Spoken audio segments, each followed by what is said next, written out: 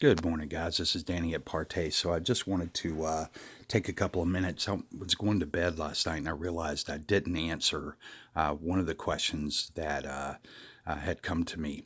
And I think it's an important one. So I just wanted to put something out real quick. The question was, do we run the risk of our screens cracking over time?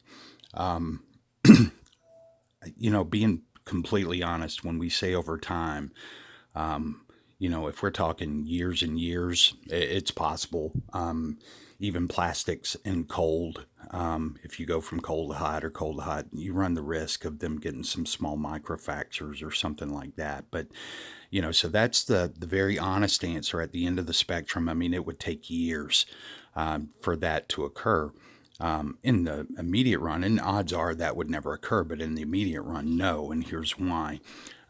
So we showed the types of additives and the types of stuff, and we talked about polymers, things like that. But what it essentially creates and what we had to design, because some polymers, when they dry, they'll dry rigid, hard, right?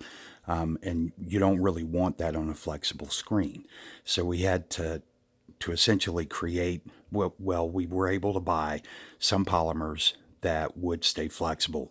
And a lot of times your acrylic polymers will stay a degree of flexible, but some actually will go rigid. And right now I have the just so you're aware, I have the flash on the camera because I'm going to go in deep here and show you something in a second. So that's why it looks a little washed out right there in front of me.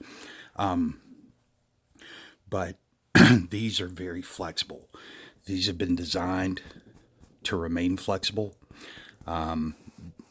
I call them skins because they feel more like a rubber than they do sort of a paint or a plastic or something like that. They feel almost like a rubber skin, a thin rubber skin that's on top of the material.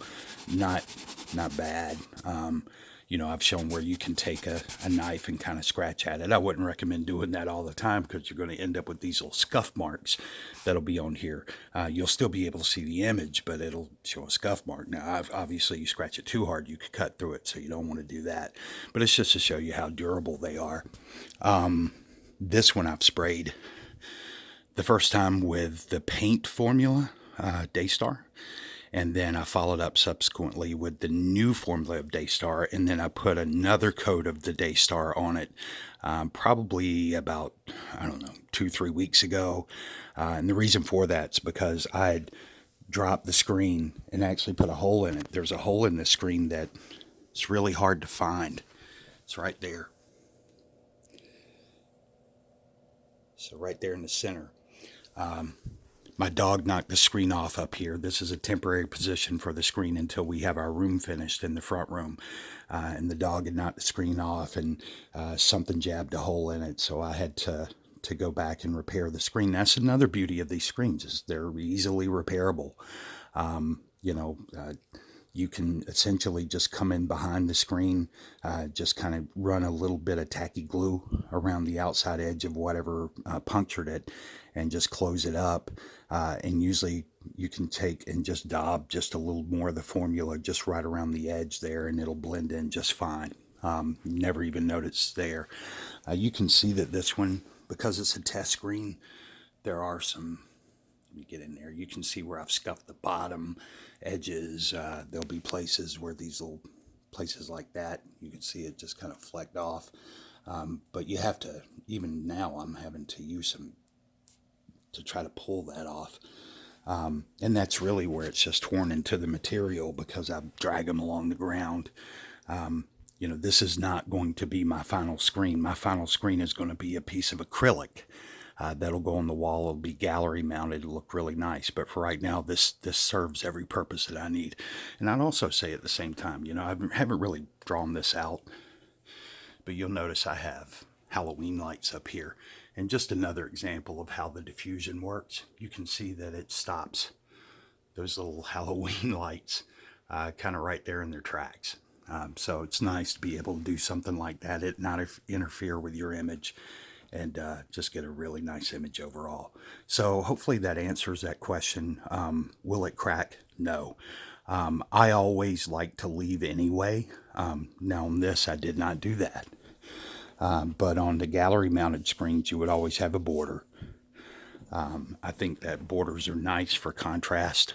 I like the zero edge, don't get me wrong, but sometimes, especially with an ultra short throw, it's not complex, but you're going to have to work for a couple of minutes to get it to line up with the screen exactly sometimes. So it's nice to have a little bit of border, give you a little bit of flexibility there. But outside of that, no peeling, no cracking. You've essentially got a thin piece of plastic coating over a screen that is there. It's there. It's not coming off. People say it's weatherproof. Well, you can take it out in the rain. The rain's not going to hurt it. I would say over the course of time, like anything else, going from cold to hot, everything expands. And because some of the materials may be different, they may expand at different rates, and that can cause complications. So, you can use these outside, absolutely, but I would still take care of the screen, even if you're going to have it outside. And anybody out there should know, if you put a screen or anything outside all the time and it gets hit by sun, the UV rays are going to have their field day with it.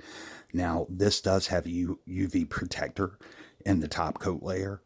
So it does help to some degree against that. But as you know, with outside furniture, over time, it'll start to fade it out. So UV rays will have a lot of impact on a screen if you leave it outside all the time, unprotected. So, just know that as you move forward.